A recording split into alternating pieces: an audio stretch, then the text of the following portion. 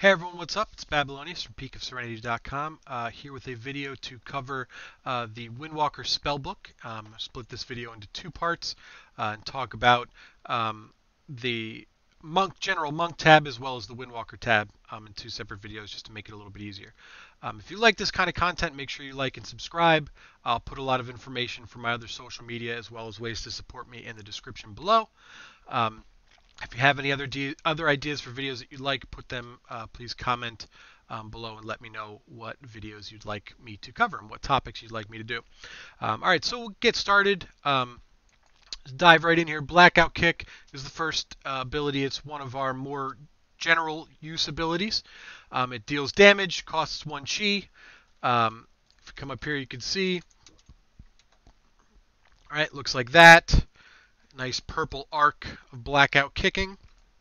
It deals a moderate amount of damage. The biggest thing is that it reduces the cooldown of Rising Sun Kick and Fist of Fury.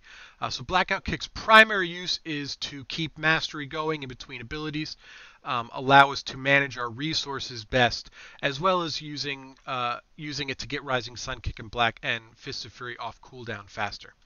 And can be very useful there. So that's the main ways that we use that ability. And I'll talk more about the rotation and the Windwalker priority in a separate video, so check that out. Next is Crackling J Lightning. This is a lightning ability very similar to the Sith Lightning, people generally refer to it as. What it does is it costs energy, and it just channels Chi Lightning into the target. Most of the time, you're not going to use this in a rotational sense, unless you're using the corresponding legendary, which I'll talk about. But generally, you're going to use it to tag targets that are far away. If you're using the hit combo talent, you might use it to keep your hit combo going while the target is out of range if you need. But again, its primary use is if you're out questing or anything like that, you're going to want to use it to keep to tag a target if maybe it's going to die before you get there, or you just want to tag a bunch of targets that other people are going to kill for you. It can be useful to do that as well as just to get them aggro to you so they come to you and maybe you'll be able to AoE them after the fact. The reason we don't use it rotationally is because of the energy cost. 20 energy is a very high cost for the ability. So that's why we generally are not going to use it rotationally. Next up is Detox. Detox is our cleanse, our dispel ability.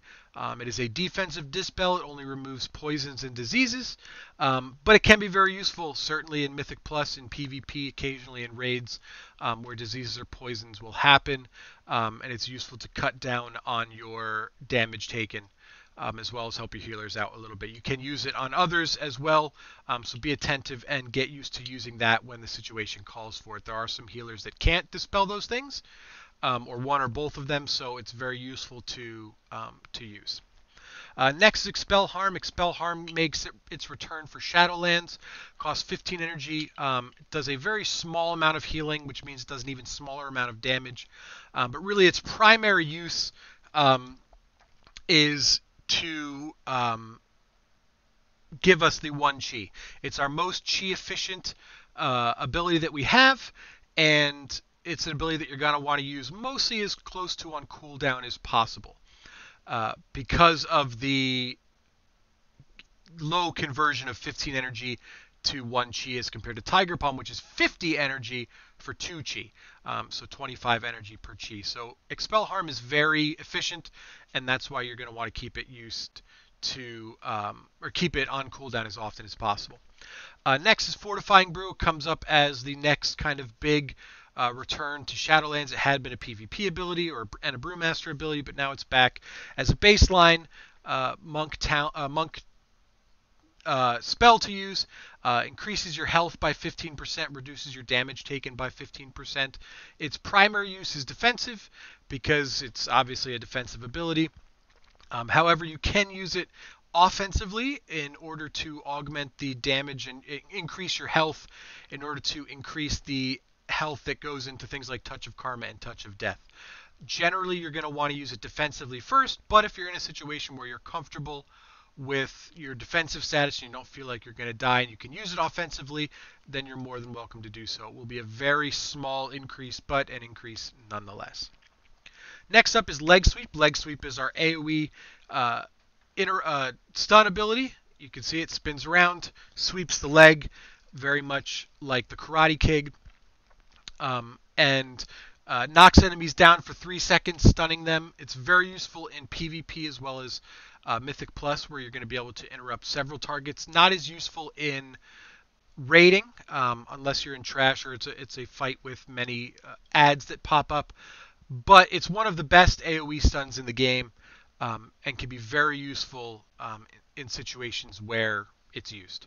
So get used to using it, understand when it's appropriate to use it, and that will be very beneficial. Next up is Paralysis. Paralysis is our long-term CC ability. It will incapacitate a target for a minute. It has a range, small energy cost, not a big deal for in that regard. However, it can also be used for other things as a pseudo interrupt ability. If your interrupt is down, your stun is down, you can use it to interrupt or stun a single target, which can be very useful in that regard. It's mostly going to be used in PvP situations, although certainly things like Mythic Plus or the occasional raid boss where you're going to need to be CCing something at range and keeping it out of the fight or stuff like that is very useful. It's also useful if you pull too many while you're out doing world quests or anything like that, and you pull too many, then you can get you might paralyze one far away, to kind of manage how much are coming into you. Next up is Provoke. This is our taunt ability, general kind of standard taunt ability. However, what's unique with Provoke that monks have is that it draws them to you faster. So it gives them a 50% movement speed increase. So there are certain situations where you need a target over there and over to you, and you need a target over to you now. And Provoke is one of those abilities. It's not as great as a grip like a Death Knight has, but certainly has that added bonus of getting them over to you faster than say a warrior's taunt would be. So it's useful in that regard. You might find a situation as a Windwalker where you're asked to taunt it just for that movement speed, and then another tank takes it from you. Or you can use it in conjunction with Transcendence, which I'll talk about in a little bit. But there are situations where you might place your Transcendence down. Say you're fighting the boss. It's not going well, so okay, you're going to taunt the boss and Transcendence transfer out of the boss's arena, keeping the boss coming to you through Provoke, and resetting the raid fight to save some cooldowns, maybe save some consumables, keep the raid from wiping or stuff like that. So it can be very useful in that direction if you're doing that. Next is Resuscitate, standard resurrection, out of combat resurrection ability. Nothing is dead here for me to use it on. So you can click a target, resurrect them, bing, bong, boom, they're up. Next is Roll. Roll is one of the more iconic monk abilities. Press it, you roll. Simple as that. It looks great best on a panda, because panda are the best monks. Not numerically, but the numbers really don't matter, but you should be a Pandaren. So you can use Roll. It's a nice boost of movement, and one of the main reasons that makes Windwalker so darn mobile. You can roll backwards. You can also strafe and roll side to side as well, just to help you get yourself out of things faster and help you move around. Next is Spinning Crane Kick. Spinning Crane Kick is our AoE damage ability. You can see it looks like this. And what it does is it deals damage 8 yards around you, costs 2 chi. The biggest thing for Spinning Crane Kick is that it is augmented by what's called Mark of the Crane. So you see down here there's a debuff on this target called Mark of the Crane. Any Tiger Palm like that, Blackout Kick, Rising Sun Kick, or Fist of the White Tiger, which is on cooldown right now, will provide a debuff on that target called Mark of the Crane that lasts for 15 seconds. Each debuff is increases the damage that your Spinning Crane Kick does by 10%, or there's a conduit that increases that even further. So the biggest part of AoEing as a Windwalker is managing those debuffs, and I'll talk more about that kind of thing when I talk about priorities and rotation stuff in a different video. So just understand that if you're going to AoE, you're going to want to keep as many Marks of the Crane up as possible. Any single target ability will do, or ability will do so, except for like Chi Wave. But it's important to maintain as much as you can. You have a maximum of 6 stacks. I have a weak aura down here that you can find on Wago, or you can just search myself. It's just under Spinning Crane Kick, I believe, that tells you how much how many targets are in range. So right now the number on the right is targets in range. 3 targets. None of them have my Mark of the Crane debuff. So if I hit that one's got Mark of the Crane, so I'm 1 out of 3. That one's got Mark of the Crane 2 out of 3. That one's got Mark of the Crane, so 3 out of 3. So it's just an additional help to help kind of let you eyeball it. However, you can just look at, if you use the Spinning Crane Kick icon on your action bars, it will show you the number of active stacks that are out there. Summon Steward is a Kyrian thing. I'll skip that for now.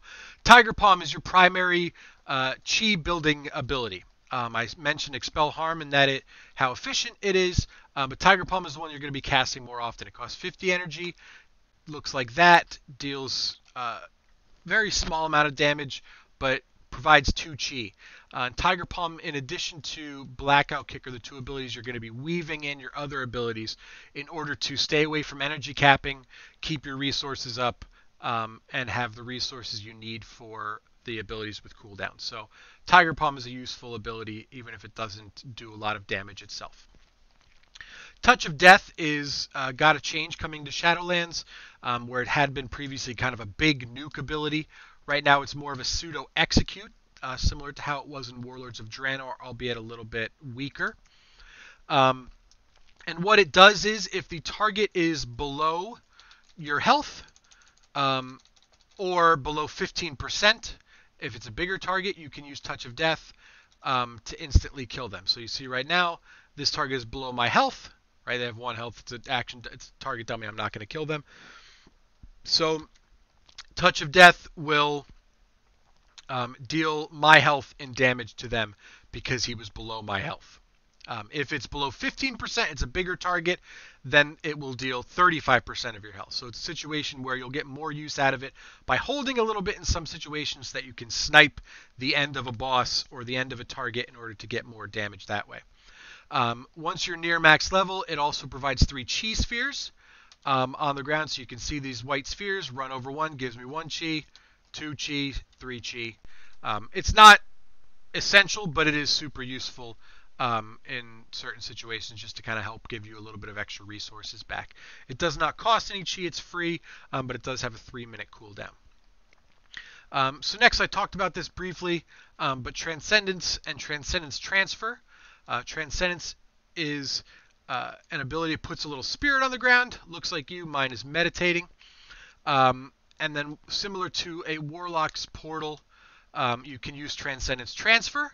And what you do is you switch places with your Transcendence spirit. So you're here, the spirit is over here, and you can use it every 45 seconds. It's very useful. If you know you're going to have to run out of a mechanic on a boss, you set it down, run out, drop whatever mechanic is there or avoid whatever mechanic is there, then use Transcendence Transfer to get back into the fight as quickly as possible. It's very, very useful in a lot of situations. Like I talked about before, it's also very useful to help reset bosses. It's one of the very useful things that monks can do. If you set a Transcendence, for example, if we say that this is the gate entering the boss room, you set Transcendence out here, right? You're in here fighting the boss, bing, bong, boom, pow, pow, pow. It's not going where something goes wrong. You want to reset the boss. You can taunt the boss with Provoke, and then use Transcendence Transfer to get back here. And then as long as nobody pulls off of you, the boss will come through whatever wall was there and reset. So that can be very useful to help reset bosses and stuff and save a wipe or get yourself another pull back quickly. So it's a very useful ability. And certainly it's one that's going to be very useful in PvP and stuff like that. Not so much as in Mythic Pluses as in Raids or PvP, but certainly there's uses for it if you find it. Vivify is our single target heal ability. It can heal ourselves or others. So target this person over here, you get a heal. Enjoy your heal. Right, so what it does is It heals a very small heal, costs a little bit of energy. It's not something you're going to use very often because it heals. It does not keep our mastery going. The exception to that is Expel Harm, which I could have mentioned. Expel Harm does keep our mastery going because it technically deals damage as well, even if sometimes that damage is 0. It does keep our mastery going. So Vivify just is an additional heal, useful, but not essential. But if you need it, it's there. Weapons of Order is a Covenant thing. I'll talk about that in a separate video. Zenflight is an ability that people generally forget about. It's not super useful. What it does is it summons a little flying disc on a cloud for you to ride on. And you can do it instantly, similar to a Druid's Flight form. However, it moves at ground mount speed and slow ground mount speed. So even though you can fly, it moves very slowly. You can use it to fish or to herb and stuff like that, but the problem is that it moves so slowly, which makes it pretty much useless most of the time. So that's a situation where you're not really going to need to worry about it too much. Zen Pilgrimage is not as useful as it was back in Legion. All it does is it teleports you back here to the Order Hall. Then you can use it again to return back to your Order Hall or the Peak of Serenity in Kunlai Summit if you have not completed that part of the quest. So it's not as useful now that we don't use the Order Hall, but it's there. The Order Halls do have portals to Dalaran, which it can be used as kind of another Hearthstone to get you places where you need to go. So last but not least, in the Monk Spellbook is Mystic Touch. Mystic Touch is a debuff that any damage you do to a target will deal. So see, even if I hit them with Spinning Crane Kick, this target over here gets debuffed. And what it does is it increases the physical damage they take by any target by 5%. So a little bit, but it's better than nothing. And it's one of the things that make monks, most raid groups are going to want to have a monk to have that to help augment the power of their rogues, demon hunters, death knights, hunters, tanks, other Windwalkers, stuff like that. So those are all important things for you to do, and Windwalker is generally the best at tagging targets for Mystic Touch. It does not have a duration in PvE. PvP, I believe its duration is 1 minute, but really shouldn't be a problem unless you're just going somewhere else and ignoring your targets for a while. So that covers all of the abilities in the Monk tab of the Windwalker Spellbook. I'll cover all the Windwalker abilities in a separate video. So thank you very much for watching. I hope you found this informative. Be sure to check out peakofserenity.com for additional information about a variety of things and kind of all things Windwalker and Mistweaver and Brewmaster. Articles, guides, stuff like that. So feel free to check that out. You can check out the Monk Discord, Peak of Serenity Monk Discord, to ask any questions, get involved in the monk community, meet fellow monks like yourself. If you like my content, make sure to like and subscribe to this video and my channel. I'm trying to put out a lot more videos. I also upload my kills from raids and stuff like that. I stream on Twitch through twitch.tv/Babylonius. And I'm on Twitter at Babylonius, @BabyloniusMonk. I'll put all that information in links down in the description. So thank you very much for watching. Hope you enjoy this video and you check out lots of the other ones. So have a good night, morning, afternoon, whatever it is, wherever you are.